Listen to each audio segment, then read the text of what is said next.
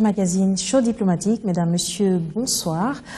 Une émission assez spéciale ce soir. Nous recevons le représentant de la Banque africaine de développement ici en République démocratique du Congo. Il s'agit de monsieur Valentin Zongo. Avec lui sur ce plateau, un événement spécial, le cinquantenaire de la Banque africaine de développement en Afrique. Nous parlons également des différents projets de développement à travers la République démocratique du Congo. Bonsoir monsieur Valentin Zongo. Bonsoir madame. Comment vous vous sentez? Très bien, et c'est un plaisir d'être sur votre plateau aujourd'hui. Merci. Alors, il y a un événement spécial, le cinquantenaire de la Banque africaine de développement. Nous en parlerons au cours de cette émission. Pouvez-vous nous faire la présentation des différents projets de la Banque africaine de développement, des projets actifs de la BAD, ici en République démocratique du Congo? Je vous remercie de cette occasion qui m'est donnée de parler de l'activité de la banque et de commencer donc par le portefeuille actif de la banque. En termes de chiffres, nous avons un portefeuille d'environ 1,2 milliard de dollars de financement actif au niveau du portefeuille, et cela à travers 45 opérations qui se déclinent avec une très grande concentration au niveau des secteurs infrastructurels. Nous découvrirons au fur et à mesure pourquoi cette concentration. Mais je pense que vous devinez que ce pays n'est pas n'importe quel pays, c'est un très très grand pays. Je crois que en termes de dimension, c'est le 4e pays africain qui a 9 voisins. Et donc l'intégration régionale est une équation essentielle au développement économique et social. Et donc nous avons une concentration à hauteur de 75% de nos opérations dans les infrastructures. Quand je parle d'infrastructures... Oui, comment cela est reparti? Les projets sont répartis donc avec cette concentration, 75% sur les infrastructures, et à l'intérieur de ces infrastructures, vous avez les transports, aussi bien routiers que aériens. Vous avez également l'énergie électrique et vous avez l'eau potable et l'assainissement comme domaine de concentration. Mais à l'intérieur de ces services infrastructurels, nous nous intéressons également à des appuis, notamment aux institutions qui sont chargées de mandats nationaux de développement de ces services infrastructurels, notamment les problèmes d'appui institutionnel à la régie des eaux dans le secteur de l'eau, à la SNEL au niveau de l'électricité notamment. Les autres appuis sont des appuis complémentaires en matière de réforme de gouvernance, parce que vous savez, pour développer des infrastructures, il faut mobiliser beaucoup de ressources. Et donc, tous nos autres appuis sont des appuis à des réformes qui doivent permettre au gouvernement d'avoir plus de ressources au niveau de son budget à travers une meilleure capacité de mobilisation de ces ressources, une meilleure capacité d'utilisation de ces ressources-là, et également un souci de transparence pour la reddition de comptes au niveau de la population, et c'est le complément de nos interventions avec... Parlons de l'électricité, l'énergie électrique. Dans vos différents projets, la Banque africaine a octroyé un fonds assez important pour le projet électricité. Inga, qu'est-ce que vous faites concrètement?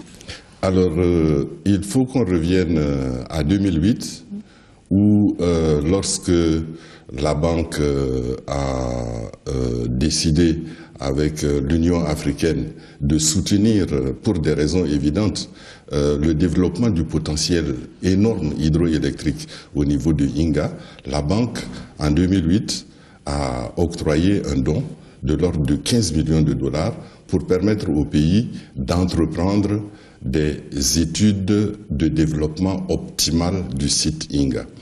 Et donc, à la date d'aujourd'hui, avec cet appui, le pays a été en mesure d'identifier un modèle de développement qui se présente en phases successives. Je pense qu'il y a 8 phases successives de développement qui va commencer donc par Inga 3, puisque Inga 1 et 2 existent déjà.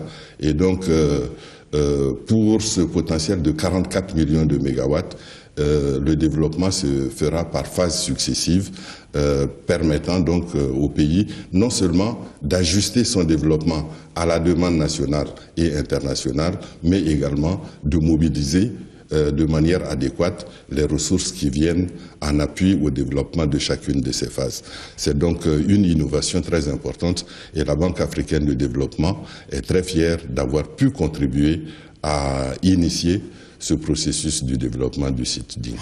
Vous parlez très bien de tous ces projets de développement et énergie électrique, un projet financé depuis 2008, mais sur le terrain, on a l'impression que rien n'a été fait, malgré tous ces fonds disséminés à travers la RDC, principalement pour l'énergie électrique aujourd'hui. Est-ce qu'il n'y a pas un contraste ?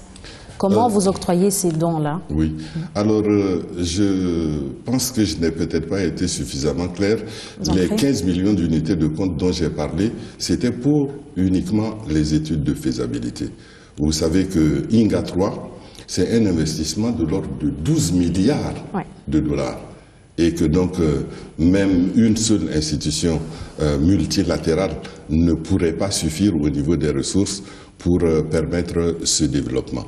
Donc, en dehors de ce développement, nous travaillons sur le secteur de l'électricité. Nous avons des projets de réhabilitation de INGA 1 et 2. Ça, c'est en cours. Nous avons des projets pour alimenter les poches noires de Kinshasa au niveau, par exemple, de Kimbaseke. C'est carrément toute la capitale où l'on retrouve les poches noires. Il y a des poches noires, donc avec les autres partenaires au développement, nous essayons de réduire ces poches noires tout en continuant la réhabilitation du réseau, parce que vous savez dans quel état il est. Mais depuis 2008, avec toutes ces études de faisabilité depuis 2008, aujourd'hui nous sommes en 2014, 6 ans quand même, est-ce que vous pensez que vous avez réussi votre aide en matière... Parce que notre objectif au niveau de cette étude de faisabilité, c'était de permettre au pays d'identifier la manière optimale de mettre en valeur le site INGA. Ça, transformer les zones, les poches noires en zones claires, si je peux... Non, non, il s'agit de deux choses différentes. Ouais. L'étude de développement du site INGA, c'est une chose. Et ce dont je parlais, c'était en complément à votre autre question, de savoir par rapport à cette étude de faisabilité, qu'est-ce que vous avez fait en plus dans le sous-secteur. Donc il faut séparer les deux choses. Le développement du site INGA, c'est l'étude de faisabilité. Nous sommes en train d'appuyer les autorités à choisir un développeur. Après, vous savez qu'il y a eu un traité qui a été signé avec l'Afrique du Sud. Donc le processus de structuration de INGA 3 est activement en cours avec le choix d'un développeur et le PASET dont on a parlé tantôt est donc la contribution de la Banque africaine de développement à la capacité du gouvernement central à structurer ce partenariat public-privé, parce que le montant du financement ne permettrait pas, et ce ne serait pas optimal, de le financer à partir du budget de l'État. Donc c'est une contribution importante à la mobilisation des ressources pour la réalisation de ce projet. Et je disais que ce n'est pas une petite affaire. Et vous passez par qui pour donner votre aide à la République démocratique du Congo? Alors, le processus lui-même est très simple. Vous savez, une banque de développement, elle a son intérêt et sa légitimité dans sa capacité à s'appuyer sur les priorités de développement du pays. Donc, notre point d'entrée, c'est bien sûr les autorités du gouvernement, mais nous élargissons toutes nos consultations en matière de définition de nos appuis, non seulement aux autres partenaires au développement, mais également à la société civile, au secteur privé. Et c'est l'ensemble de toutes ces interactions, c'est une approche participative qui permet donc à la Banque africaine de développement de choisir les opérations qu'elle appuie avec les ressources qui sont apportées en financement du développement de ce grand et beau pays. Et parlons du projet aérien. Il y a déjà un projet en cours pour financer les différents aéroports de la République démocratique du Congo. Où en êtes-vous aujourd'hui? Alors, notre action au niveau aérien se situe au niveau de 3 aéroports. Bien entendu, l'aéroport de Ndjili. Aéroport international. Oui, et le deuxième, c'est celui de Kisangani. Oui. Et le troisième, c'est l'aéroport de Louano. Oui. Et dans ces aéroports-là, notre préoccupation, c'est de rendre la navigation aérienne plus sûre en équipant ces installations d'équipements qui permettent une meilleure navigabilité, une meilleure prise en charge de l'ensemble des paramètres de vol. Et à ce titre-là, nous avons, vous pouvez le voir sur l'aéroport international Djily, la construction d'une tour de contrôle. Nous avons une caserne incendie qui est également en cours de construction. Et nous avons, avec tous ces équipements qui vont donc être mis au niveau de la tour de contrôle, la capacité de génération électrique, parce que vous savez quelle est la capacité et la fiabilité du réseau national. Il est très important d'apporter à tous ces aéroports-là la capacité d'être autonomes au niveau de leur production d'énergie électrique, parce que le trafic, c'est le trafic. Il ne faut pas qu'il y ait éventuellement des Et pourquoi le choix de ces 3 aéroports-là? Vous conviendrez que c'est les principaux. Hein. Djily, c'est la capitale. Ouais. Et donc, le trafic, essentiellement, est le trafic international, mais également à l'intérieur du pays. Nous avons commencé, je pense que ce programme va se poursuivre avec les autres cycles de reconstitution des ressources du Fonds africain de développement. Vous êtes en République démocratique du Congo depuis 2 ans. Pensez-vous avoir atteint votre objectif en matière d'aide au développement économique en Afrique? Ici, vous êtes en République démocratique du Congo. Pensez-vous répondre aux besoins, aux attentes de la population congolaise? Alors ça, ce n'est pas une question d'évaluation personnelle. Ouais.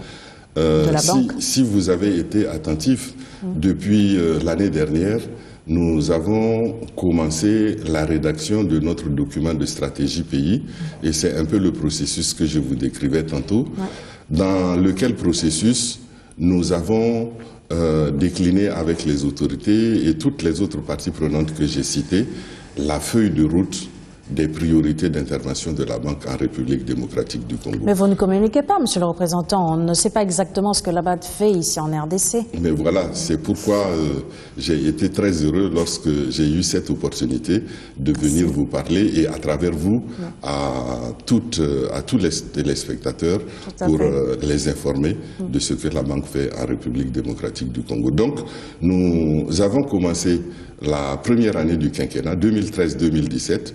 2013, c'est très très bien passé. En début d'année 2014, nous avons signé avec le ministre des Finances, qui est le gouverneur de la banque, 7 accords de prêt. 7 accords de prêt, donc pour des financements de 7 nouveaux projets, parce qu'à la fin de l'année, notre portefeuille était de 38 opérations. Je vous ai dit tout à l'heure que nous sommes maintenant à 45 opérations pour un montant de 1,2 milliards de dollars. Ce n'est pas insignifiant. C'est beaucoup d'argent, mais concrètement, on a toujours des problèmes d'électricité, on a toujours des problèmes d'eau. Vous comprenez? Oui, vous savez, le développement, c'est un processus de longue haleine. Chaque année, on a des victoires sur certaines choses et sur d'autres, il faut continuer le travail. Je vous ai dit, en matière d'électricité, le réseau est entièrement à refaire. La capacité de production nationale est à renforcer parce que la population a besoin de plus d'énergie électrique. Donc il faut travailler sur tous les fronts, non seulement au niveau de la production, mais au niveau du transport, également au niveau de la distribution. Vous voyez qu'il faut donc se concentrer, et c'est ce que nous avons décidé de faire, nous concentrer sur les infrastructures et rester là pendant une période significative pour commencer à montrer les effets dont vous parlez. Vous parlez d'une période significative. Il y a un événement assez important de la BAD, le cinquantenaire, l'âge d'or. Pour quelle signification? Alors, vous savez, même dans la vie d'un homme, 50 ans, ce n'est pas rien. Pour une institution, je pense que c'est tout à fait légitime de commencer à se rendre compte que tout cela est parti du rêve des pères fondateurs des indépendances africaines. Les Félix Houphouët-Boigny et autres ont voulu non seulement l'indépendance du continent, mais à l'intérieur de cette indépendance, ils se sont rendus compte que sans l'économie, cette indépendance politique serait vaine. Donc la banque est partie d'une histoire très intéressante de libération du continent qui est en train de se poursuivre parce que après la liberté politique, maintenant il s'agit pour les peuples noirs du continent de revendiquer et d'assumer eux-mêmes leur destin. C'est ce que la banque est en train de faire et je dois dire qu'après 50 ans, nous sommes partis d'un capital de 250 millions de dollars. Aujourd'hui, nous sommes à 103 milliards de dollars. Vous voyez la différence. Ouais. Nous sommes partis de 23 pays initiaux qui ont fondé la banque et nous sommes aujourd'hui à 54 pays, c'est-à-dire tous les pays indépendants d'Afrique sont membres de la banque et nous y avons ajouté 26 pays non africains qui ont confiance au savoir-faire de l'institution, à sa capacité d'intermédiation et qui lui font donc confiance en étant des membres actifs au niveau de la mobilisation des ressources de la banque. Et quelle est la spécificité de la Banque africaine de développement par rapport aux autres institutions? Alors, nous avons une position très très particulière sur le continent.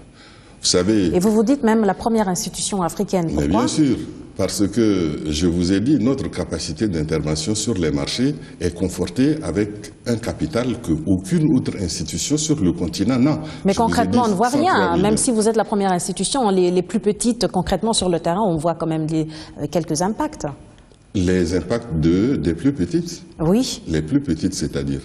Les autres institutions, puisque vous dites que vous êtes la première institution africaine. Oui, si vous me donnez l'occasion, je vais vous dire pourquoi nous sommes la première institution.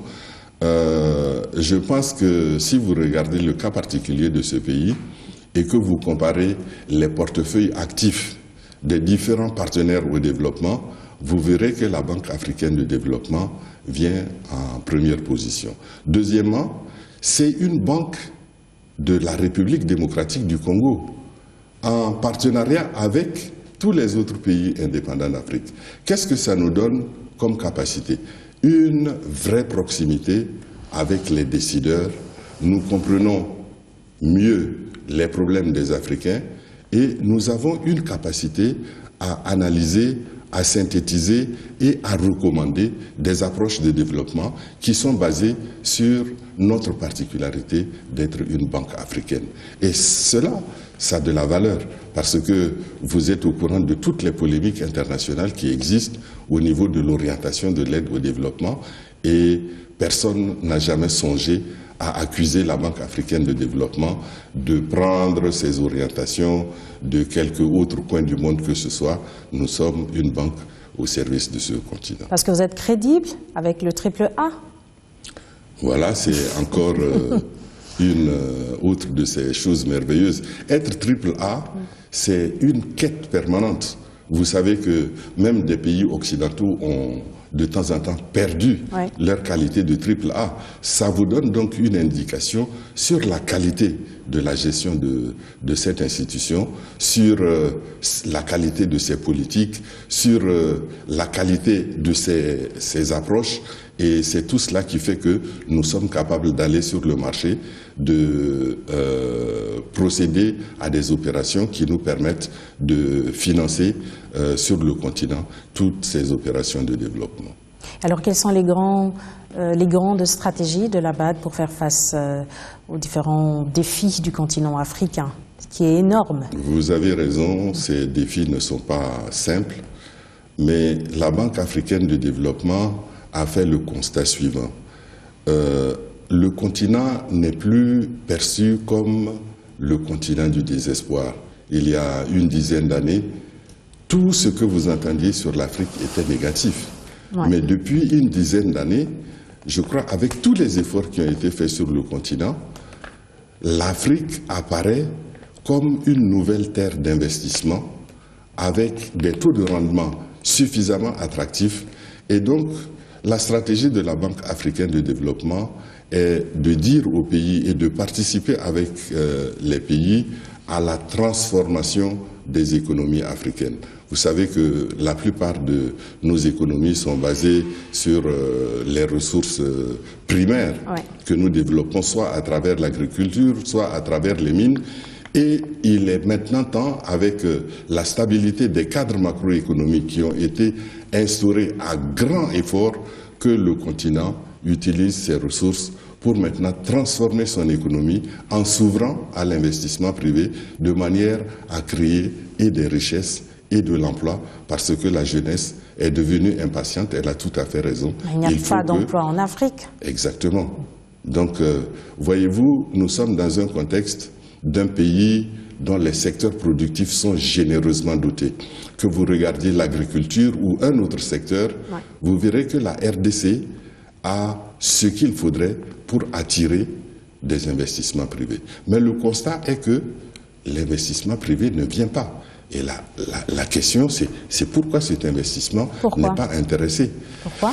Alors, il y a eu cette interrogation, nous y avons travaillé. Il y a beaucoup de contraintes à l'investissement privé, mais la première de ces contraintes-là, c'est l'absence totale d'infrastructures au niveau du pays. Vous savez, un pays, par rapport à ses infrastructures, c'est comme les organes vitaux du corps humain. Les organes vitaux du corps humain doivent permettre au corps humain d'avoir tous les échanges nécessaires à la vie. Les routes, l'énergie électrique, c'est un peu les dorsales nécessaires à un développement économique appuyé sur les investissements du secteur privé. Et donc, c'est la raison pour laquelle toutes nos interventions, pratiquement, sont destinées à appuyer le développement d'une infrastructure de base capable de servir à attirer. Mais ça fait quand même plusieurs années que la BAD est en train de financer, de subvenir aux besoins économiques de développement de l'Afrique, mais l'Afrique n'arrive toujours pas à décoller. Ça ne vous donne pas une matière à réflexion, non, malgré tous ces milliards déboursés pour financer pour le développement de l'Afrique. L'Afrique décolle. Je pense que nous sommes d'accord que au cours de ces 10 dernières années, les taux de croissance ont été ce qu'ils ont été. En moyenne 5% sur le continent. Le problème est que ces taux de croissance n'ont pas été en mesure d'être inclusifs et durables. Ils n'ont pas créé des emplois. Et cela parce que les secteurs qui ont tiré cette croissance-là étaient des secteurs capitalistiques comme l'industrie minière. Il n'y a pas de création d'emplois. Mais par contre, s'il y a en République démocratique du Congo des infrastructures énergétiques, routières, aéroportuaires qui permettent à l'investissement privé de s'intéresser à l'agriculture et aux autres secteurs, il y aurait nécessairement une création de nouveaux emplois, des richesses, et vous verrez donc ce pays être en mesure non seulement de porter sa population à un niveau de vie beaucoup plus élevé qu'il ne l'est aujourd'hui, mais également à influencer toute la région d'Afrique centrale parce que ce pays a beaucoup de choses à mettre sur le marché à travers une stratégie d'intégration régionale. Et quels sont les instruments que vous mettez en place pour justement faciliter, permettre à la BAD d'accomplir sa mission en Afrique?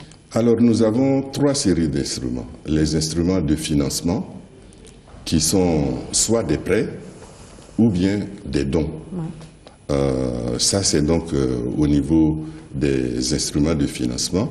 Mais nous avons également des instruments analytiques et de conseil qui nous permettent éventuellement d'appuyer des réformes spécifiques. Je vous ai parlé tout à l'heure de la réforme nécessaire au niveau de la capacité de la RDC à mobiliser plus de ressources pour son budget, de la manière dont ces ressources-là sont dépensées, l'efficacité de cette dépense, etc., etc. Donc, c'est des instruments qui sont donc taillés sur mesure par rapport aux besoins d'appui qui se présentent sur le terrain. Et pour cela, nous avons des guichets également adaptés, parce que tous les pays africains ne sont pas alignés sur la même enseigne. Il y a des pays qui ont des capacités d'endettement plus élevées que d'autres, et donc nos instruments tiennent compte de cette différenciation naturel entre les pays. Et donc nous avons un guichet de la Banque africaine de développement qui offre des prêts commerciaux et nous avons un guichet du Fonds africain de développement qui mobilise des ressources concessionnelles et quelquefois des prêts, mais sur des maturités plus longues, 50 ans de maturité avec 10 ans de différé d'amortissement et donc un prêt qui se rembourse. Les pays africains sont donc comme des bébés pour la Banque africaine de développement. Non. Et la RDC, où se positionne la RDC comme pays? Il faut rectifier une chose, la concessionnalité, ce n'est pas nécessairement parce qu'il y a une vue infantilisante du bénéficiaire. Ça correspond à sa situation économique spécifique. Vous savez qu'il n'y a pas très longtemps... Parlons de la RDC, où se trouve-t-elle? Permettez-moi de terminer, il n'y a pas si longtemps qu'il y a eu une initiative majeure de désendettement des pays du continent. L'initiative pour les pays pauvres très endettés, vous en avez entendu parler, et cela a permis le retour de beaucoup de pays africains à une situation décente au niveau de leur endettement. Donc, les instruments dont je parle sont des instruments qui sont destinés à continuer le développement sans toutefois augmenter le poids de la dette qui finit par étrangler les bénéficiaires. Et donc, voilà pour les prêts concessionnels. Où en est la République démocratique du Congo? Tout à fait. Alors, c'est un pays d'Afrique centrale qui a fait beaucoup d'efforts au cours des 10 dernières années. La stabilité macroéconomique dont on a toujours parlé est une chose importante parce que c'est la porte d'entrée du secteur privé au niveau du pays. Donc, je vous ai dit que la Banque africaine de développement complète cette opportunité-là offerte par la stabilité du cadre macroéconomique en développant des infrastructures. Entre parenthèses, vous y croyez à cette stabilité macroéconomique, vous en tant que Banque africaine de développement? Il ne s'agit pas de croire, il s'agit de regarder les chiffres. Vous connaissez le taux d'inflation qu'il y a dans le pays. Ça, c'est un indicateur fiable de la viabilité du cadre macroéconomique. On a parlé tout à l'heure de l'endettement. Vous connaissez également le niveau d'endettement qui est pratiquement très faible. On n'a toujours pas d'investisseurs. Mais c'est sur cela qu'il faut continuer de travailler. La qualité de l'environnement des affaires, la disponibilité d'infrastructures qui sont performantes vont combiner leurs effets pour amener dans ce pays, j'en suis certain, des investisseurs qui vont s'intéresser à développer des projets dans l'agriculture, dans l'agro-industrie et dans tous les autres secteurs productifs de l'économie de ce grand et beau pays. Alors je reviens encore sur ma question. Je demandais où se positionne la RDC au sein de la Banque africaine de développement en ce qui concerne l'aide apportée à travers les différents pays en Afrique. Où se trouve la RDC? Est-ce des prêts ou des dons? Parce que vous êtes quand même une banque, il n'y a pas d'action sans intérêt. Où se trouve la RDC? Il y a des actions qui sont motivées par le devenir légitime du continent africain. La mission de la Banque africaine de développement, ce n'est pas de produire des bénéfices pour des actionnaires hypothétiques. Les actionnaires de la Banque africaine de développement, ce sont les pays africains. Et les pays africains l'ont créée parce qu'ils voulaient que cette banque contribue à leur développement économique et social. Donc on n'est pas dans le modèle du secteur privé où les actionnaires veulent maximiser leurs dividendes. Les dividendes que nous donnons, c'est ce dont vous parlez. Comment sommes-nous capables d'apporter des ressources de dons à certains pays qui en ont besoin?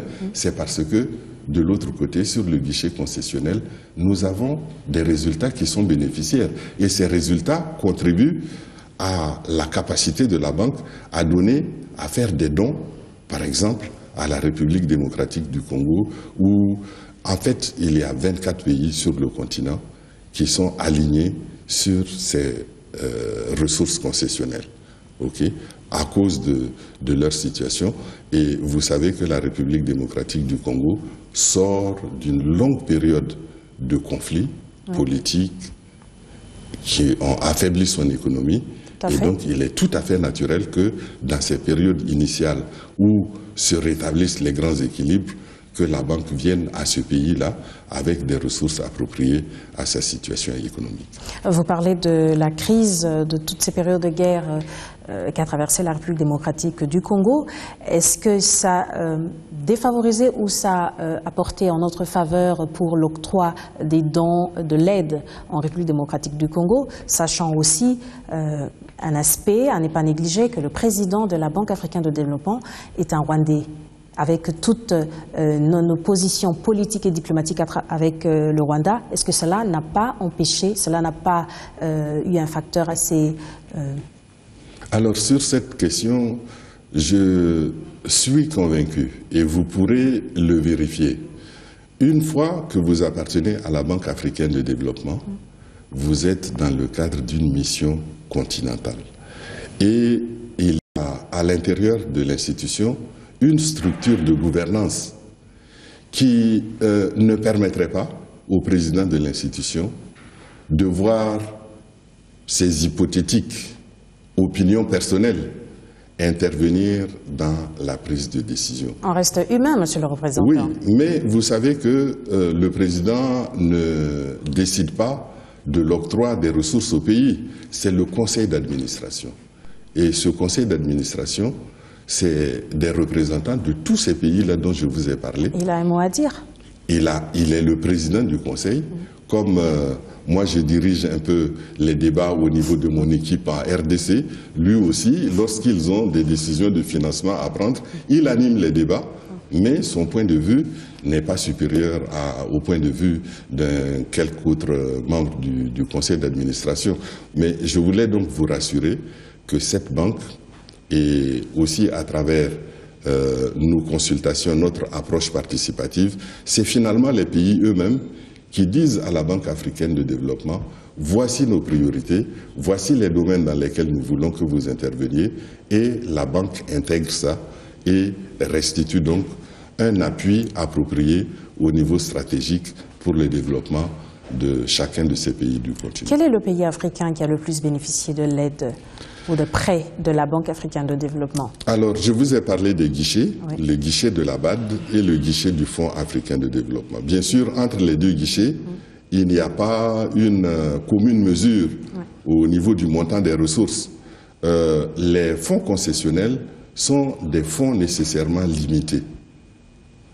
Tandis que les ressources qui sont contribuées sur le guichet de la Banque africaine de développement, ce sont des ressources qui sont levées sur les marchés internationaux des capitaux et qui sont donc en quantité beaucoup plus généreuse. Mais ces ressources-là sont prêtées aux pays qui peuvent se le permettre à des taux commerciaux. Parmi ces pays-là, il y a notamment 2 pays d'Afrique du Nord qui sont les grands bénéficiaires. Il y a le Royaume du Maroc et puis il y a la Tunisie.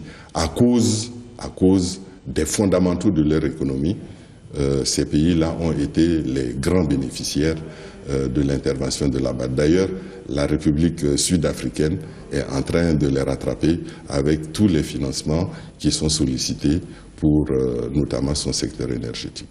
Alors, que peut-on retenir des grandes réalisations de la Banque africaine de développement ici en RDC? Alors, je vous ai dit que nous sommes concentrés au niveau des infrastructures. Vous connaissez la route nationale 1, cet axe-là qui part depuis le port de Banana jusqu'aux confins Kananga vers le pays voisin de l'Angola. Ça, c'est un axe stratégique de plus de 3300 km. Et avec les autres partenaires au développement, nous nous sommes dit, et en accord avec le gouvernement, que ça, c'est la première priorité de réhabilitation. Nous sommes en train, tronçon par tronçon, de réhabiliter la route nationale 1 avec les autres partenaires au développement. Je vous ai dit également que dans le cadre de l'approvisionnement en eau potable et assainissement, nous sommes investis. Nous avons développé des usines de traitement de l'eau potable qui fournissent des quantités importantes d'eau aux populations urbaines et rurales. Nous allons continuer. Et également au niveau de l'énergie, où nous participons à la réhabilitation des capacités de production, la réhabilitation du réseau de transport et de distribution. Et donc ça fait les 75% de notre concentration au niveau du financement. Ces résultats, bien sûr, vont s'accentuer au fur et à mesure que les activités se déroulent sur le terrain. Et donc je vous dirais, soyez attentifs. Demander, peut-être que nous ne faisons pas trop de bruit au niveau de l'ensemble de nos réalisations, mais nous allons maintenant veiller à faire en sorte que ce soit plus connu par les populations qui en bénéficient. Je l'espère bien, c'est la communication. Alors la Banque africaine de développement est disposée à octroyer 68 millions de dollars américains pour le projet barrage Inga, électricité toujours. Comment cela sera reparti? Réparti entre... Dans ce projet d'électricité ici en RDC. Ok. En fait, un secteur assez important. Hein. Oui. Le projet dont vous parlez, c'est le projet d'appui au développement du site Inga et d'accès à l'électricité. C'est effectivement à peu près 68 millions de dollars. Et il y a deux composantes. La première composante, c'est un appui aux capacités du ministère de l'Énergie, de l'électricité et du gouvernement à structurer le partenariat public et privé nécessaire à la réalisation de l'investissement de Inga 3. Il ne faut pas croire que c'est une petite affaire. C'est une affaire complexe qui a beaucoup de risques et qui mérite donc d'être appuyée par des expertises telles que des cabinets d'avocats, des modélistes financiers, etc. Et cet appui-là, donc, va permettre à l'autorité de faire cela, de choisir un développeur. Et en matière d'accès à l'électricité, vous savez, les poches noires dont je vous ai parlé, nous avons l'intention de mettre au niveau de Kimbanseke un poste de 100 pour permettre l'alimentation de cette partie de Kinshasa qui n'a toujours pas d'énergie électrique. Donc c'est un appui qui a une partie pour le développement d'Inga et une partie destinée à faciliter l'accès de la population à l'électricité, notamment au niveau de Kinshasa, la réduction des poches noires. Monsieur le représentant, on arrive déjà vers la fin de notre magazine. Vous êtes un Africain, vous êtes à la tête, représentant de la Banque africaine de développement ici en RDC. Vous connaissez les problèmes que traverse l'Afrique d'une manière générale. Vous êtes une banque, vous devez subvenir aux besoins de l'Afrique, comme l'indique votre objectif, donc développer l'Afrique. Qu'est-ce qui vous marque le plus dans ce que vous ne réalisez pas en tant que banque pour les problèmes de l'Afrique, vous-même en tant que personne humaine? Très bien. À titre personnel, je dois dire que lorsque je vois tous les conflits qui prennent naissance et qui se développent sur le continent, je suis profondément attristé parce que nous avons vu leurs effets de déstabilisation au niveau de ce qui a été construit avant ces conflits. Donc, la Banque africaine de développement a commencé à étudier très sérieusement les causes de ces conflits. Vous avez entendu parler du concept de pays en situation de fragilité. Maintenant, nous essayons de voir comment prévenir la réalisation de situations conflictuelles qui, à leur passage, tous les progrès économiques réalisés sont balayés complètement par l'hostilité, par la destruction. Et c'est cela, puisque vous m'interpellez à titre personnel, c'est cela qui est vraiment la grande cause de préoccupation.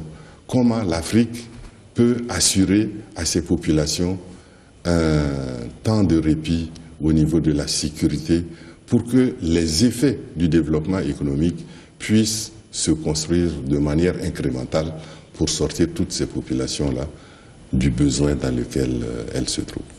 Quelle est d'après vous la plus grande injustice à travers le monde? Écoutez, le monde n'est pas parfait. Il y a de nombreuses injustices à travers le monde.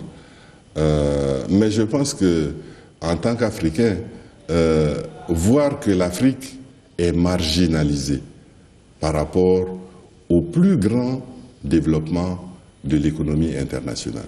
Nous ne représentons presque rien au niveau de l'échiquier international.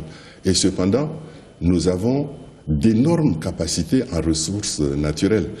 Ça, c'est une des injustices qui interpellent au niveau du développement et que j'aimerais bien voir un jour, à cause de nos efforts, être redressée, parce que cela n'est pas acceptable pour le continent.